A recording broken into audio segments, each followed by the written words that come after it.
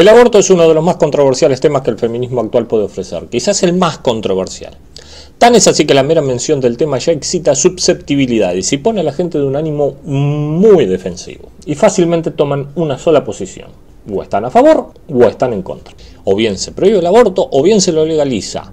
Pareciera solo que existe lugar para estas dos posiciones. Es claro que mucho tiene que ver con la pregunta fundamental del tema. ¿El aborto es inmoral? Y esta pregunta solo acepta dos respuestas. O se acepta el no, o sea, se está a favor del aborto, o se la responde por el sí, o sea, en contra de su legalización. Esto deja fuera muchas posiciones medias que prohíben el aborto en ciertos escenarios y los habilitan en otros. Incluso parece que hubo una posición intermedia que se ha mantenido por casi toda la historia del aborto, haciendo que esa dicotomía entre el sí y el no que aparece en estos tiempos sea más bien algo temprano de nuestra historia. Pero aún así, siendo tan antagónicas, están de acuerdo justamente en algo. El aborto es un tema decidido para ambas posiciones. No se admite discusión o debate alguno, no importa los argumentos o escenarios que se esgriman. Ambas posiciones ya han tomado una decisión al respecto y parecen inamovibles. Pero bien, la cuestión tiene muchas aristas sociales, económicas, morales, éticas y legales. Por eso no es tan sencillo reducir todo a un sí o un no. No hay un argumento o razonamiento que liquide el debate por sí solo. Más bien la decisión de legalizar o prohibir el aborto se funda más en un conjunto de argumentos, visiones y problemáticas. Por eso pretendo con esta serie de videos mostrar los diversos cuestionamientos, críticas y estas problemáticas que el aborto nos impone. Pretendo exponer los argumentos a favor y también los argumentos en contra, pero es difícil hacer esto con neutralidad y objetividad, ya que hay muy pocos términos que no estén cargados emocionalmente o con cierta significación, diría tendenciosa, de parte de algún extremo de este debate. Esto dificulta mucho la exposición del tema, ya que hay que elegir con mucho cuidado las palabras que se van a exponer para no levantar o herir estas susceptibilidades y así hacer que el debate termine mucho antes de que pueda empezar. Tampoco puedo dejar de tener una posición al respecto del tema. Creo que todos tienen alguna posición sobre el aborto. Quizás en algún momento de la serie de videos que propongo hacer se filtre algo de mi posición, por lo que pido al espectador la mayor apertura posible y su indulgencia con este video y el resto de la serie. Y cualquier crítica y cuestionamiento hacia el video le otorgaré su espacio en el canal secundario de este canal, en el canal secundario de debates. La primera pregunta del debate, como dije, es el carácter moral del aborto. Y esa es la pregunta que quiero abordar en este primer video. En otros videos seguiré exponiendo el resto de argumentos y problemáticas diversas que mencioné antes. Como dije, existen dos posiciones enfrentadas en el debate del aborto. Por un lado del debate está la posición pro-vida que aboga por mantener el aborto bajo su prohibición actual, o bien prohibirlo donde esté legalizado. Dicho de otra forma, en contra del aborto. Y por el otro lado está la posición pro-elección. Y esa es la posición pro-aborto. Y esa justamente es la posición del grueso del movimiento feminista que pide la legalización a la voz de un aborto libre, seguro y gratuito.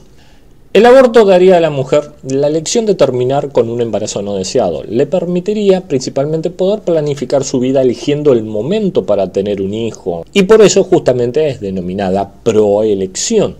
Pero se da un paso más allá al presentar la legalización del aborto como la instauración de un derecho negado a la mujer, el derecho sobre el propio cuerpo, el poder decidir sobre su propio cuerpo. Se lo presenta como un derecho reproductivo, cosa que fue, según el feminismo actual, uno negado a la mujer en toda la historia humana. Justo aquí aparece una problemática anexa al aborto legal que casi no es mencionada. Si consideramos al aborto como un derecho reproductivo, se abre la discusión de lo que se denomina el aborto para el hombre. Los hombres también se reproducen, por lo cual, en espíritu de igualdad, se debería ofrecer al hombre una medida legal equivalente al aborto para que éste también pueda elegir cuándo ser padre y cuándo no. Pero bien, en contraposición a todo esto, la posición provida fundamenta que el aborto debe prohibirse ya que es inmoral. En resumidas cuentas, lo que presenta es que el aborto es un asesinato. Y esta es justamente la primera interrogante del debate a resolverse. ¿El aborto es inmoral? O sea, ¿es inmoral como por ejemplo lo es un asesinato? Por inmoral me refiero a que el acto sea un acto condenable o reprobable o perjudicial por alguna razón en el acto mismo.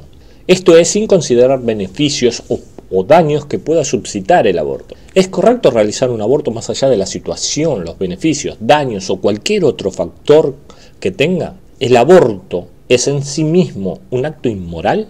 Pues bien, si se afirma que es inmoral, por lo tanto no tiene sentido de continuar más allá. Pero la posición proelección parece dar por sentada la respuesta a esta pregunta. Parte de que no es inmoral, sino que incluso hasta es necesario legalizar el aborto justamente para evitar las muertes de mujeres en abortos clandestinos. Parece que diera por sentada la respuesta al carácter moral del aborto y esta respuesta se basa en su utilidad. Dicho de otra forma, la posición pro-elección es una posición utilitarista. El valor moral radica más en la utilidad de la cosa que en la cosa misma. Los beneficios que se extraen de la cosa definen su valor moral. En cambio, para la posición provida es una posición esencialmente moralista. El acto mismo del aborto es un acto inmoral. De hecho, como decía, un asesinato. La persona es una persona ya en la misma concepción y por lo tanto al eliminar un feto es matarlo, es matar una persona. Así, nunca el aborto estaría justificado, incluso aunque fuera por un bien mayor. Por ejemplo, un punto que surge en el debate, más que como un contrapunto, es que si sabemos que tal persona se convertiría en un tirano y que mataría millones, ¿sería lícito matarlo antes de que lo sea? Si fuera lícito hacer eso, sería cometer un acto inmoral, por sí mismo malo. Tendríamos un beneficio claro, salvaríamos millones de vidas, pero a costa de cometer un acto inmoral. De así surge una diferencia de actitud entre ambas posiciones.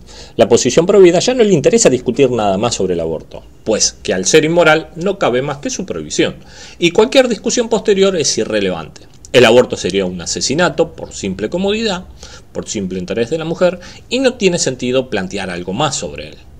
La posición proelección, en cambio, se preocupa más por la utilidad, es más una posición pragmática, utilitarista que moralista. Y justo en ese campo es en el que se le hacen la mayoría de los cuestionamientos, pero esos argumentos y cuestionamientos los tocaré más adelante en otro video. La posición provida se sustenta, como dije, casi por completo en la idea del asesinato del bebé gestante. Y eso se sustenta a su vez en la idea de que la vida misma empieza en la misma concepción. En un video anterior, no de esta serie, hablaba de Rush Limbaugh, un conservador que comparaba el aborto con el holocausto nazi, y de allí concluía que el nombre correcto para feministas pro aborto era el de feminazis. Más allá de sus intenciones claramente despectivas y de la resignificación que hacía del término feminazi, es obvio que para decir eso se debe equiparar el aborto con el asesinato, y para eso se debe comparar que el feto es una persona en toda la extensión de la palabra. Esto se apoya en la idea de que la vida de las personas comienza en la misma concepción, pero esta vida humana que comienza tiene un significado especial, particular. El óvulo y el espermatozoide ya están vivos, incluso antes de que se encuentren, pero al momento de unirse dan inicio a una forma de vida de una clase diferente. Se forma como persona en ese momento. El óvulo fecundado es una persona en su totalidad, por lo que el valor del óvulo, o feto, o bebé gestante, como se lo quiera llamar, no reside en su potencial de convertirse en una persona y de poder hacer grandes cosas, grandes obras. Ya lo es en toda su extensión en el mismo momento de la concepción. Se puede argumentar que es la genética lo que lo hace especial. El óvulo y el espermatozoide, aunque vivos y humanos genéticamente, ambos son genéticamente la mitad de un ser humano. En algunos lugares se justifica con esto el comienzo de la vida de la persona. Se comienza con su genética, con esta unión entre el espermatozoide y el óvulo, pero esto no es más que una reducción del ser humano. La sola genética no es suficiente para designar a una persona como tal, cuando menos no en el mismo momento de la concepción. Un óvulo, una célula humana, ¿es una persona?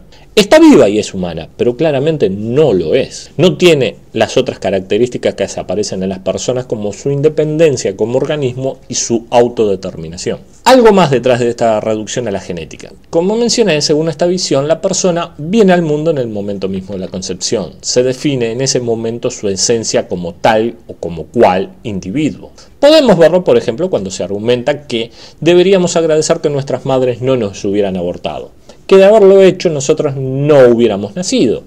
Esto conlleva la idea de que somos como somos desde la misma concepción, y quizás antes. Algo nos define a nosotros en ese momento, y ese algo no es la mera combinación de dos genéticas diferentes en una nueva. Hay algo más que surge o viene hacia la célula fecundada. Esto es una idea esencialista.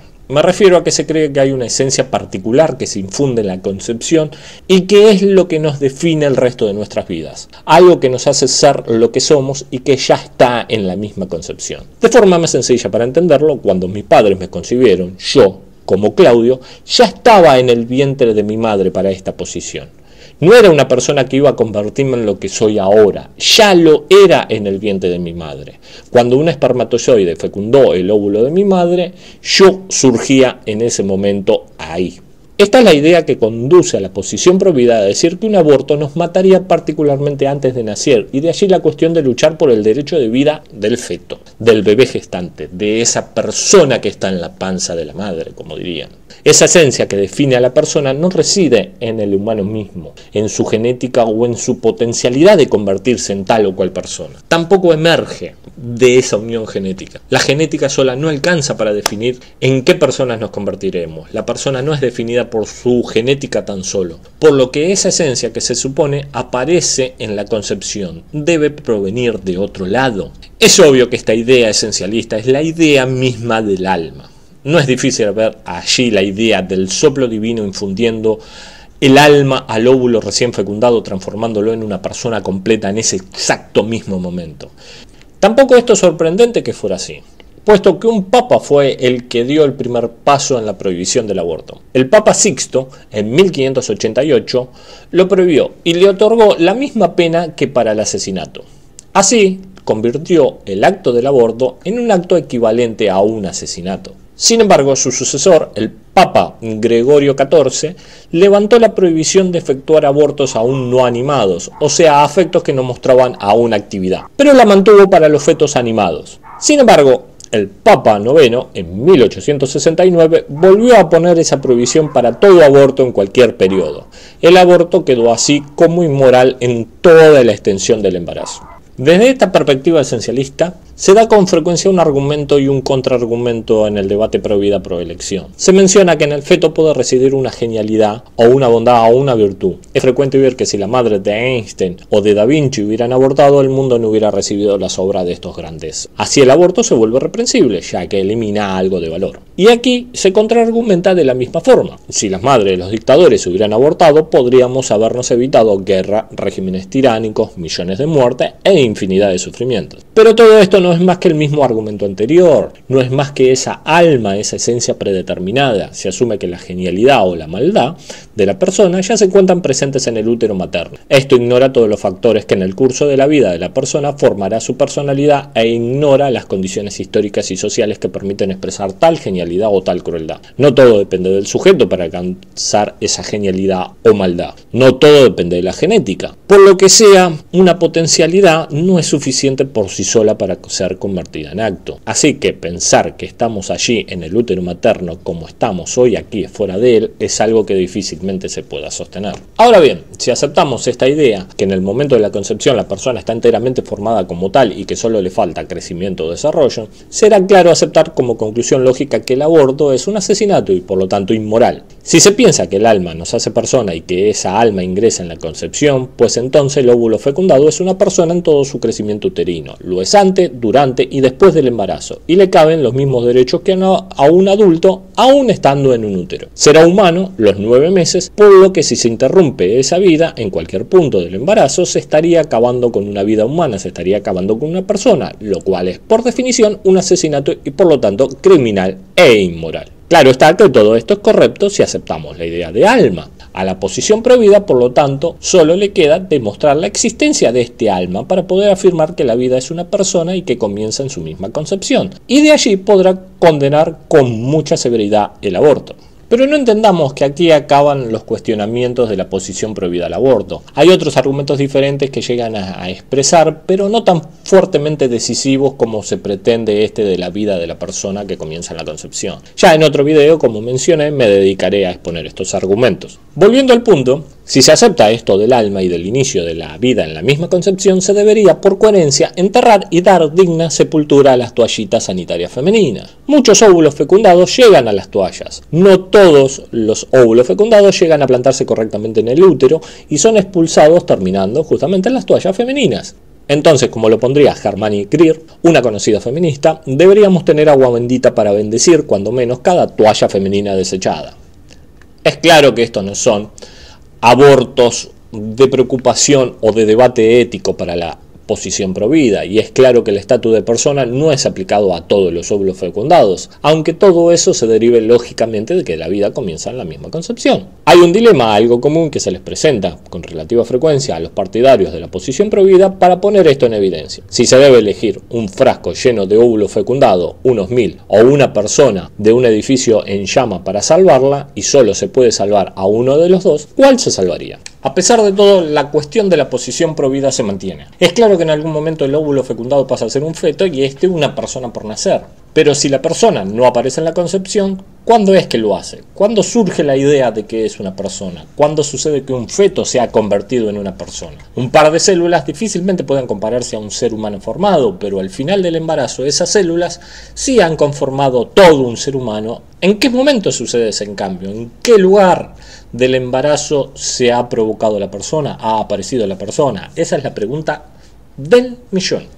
La gestación es un proceso continuo y no uno escalonado. Un día antes, un día después, una semana antes, una semana después en el feto no hacen mucha diferencia. Pero un mes o varios sí que hacen una gran diferencia.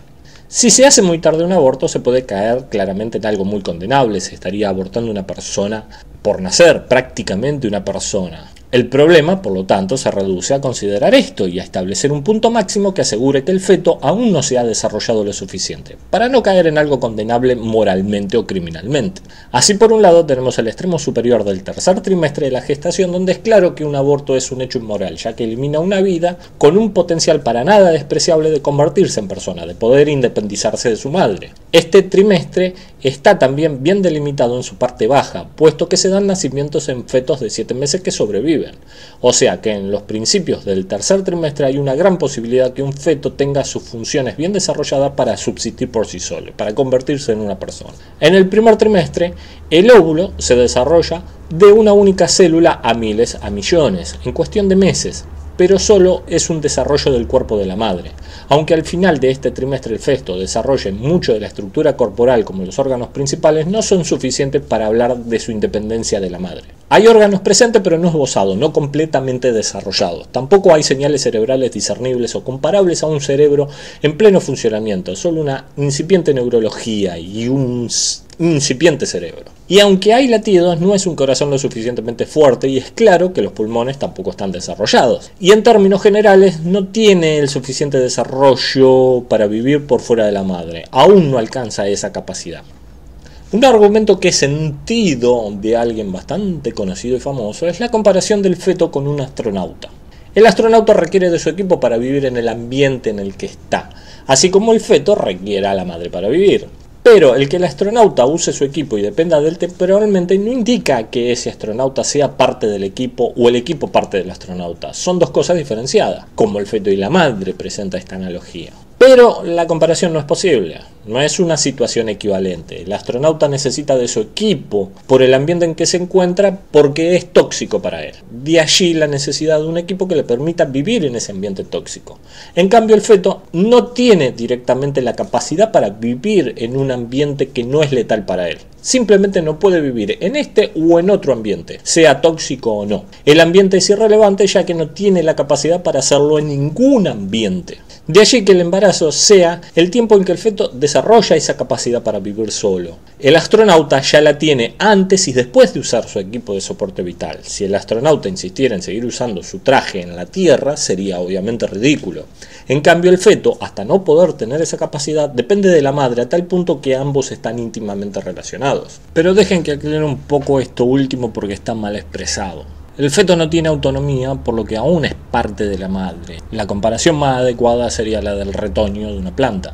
Un retoño crece lo suficiente hasta que toca la tierra y de allí puede generarse otra planta diferente, cortando el lazo que la une con la planta original. Pero a este momento en que adquiere esa capacidad de ser independiente, y permítame la redundancia, independientemente de si está aún unida a la planta original, es parte de la planta original, de la planta madre. Hasta no tener esa capacidad de vivir por sí sola, no se la considera una planta diferente a la original. La cuestión ya no es tan clara en el segundo trimestre. Como dije, el crecimiento del feto es un proceso continuo, no hay puntos específicos donde decir que adquirió esa capacidad para vivir por sí solo, de ser un organismo autónomo. Aunque veamos que en el tercer trimestre suele tener ya esa capacidad, sigue siendo no tan claro en qué punto exacto la tuvo. Pudo ser en algún punto del trimestre anterior, o sea, el segundo.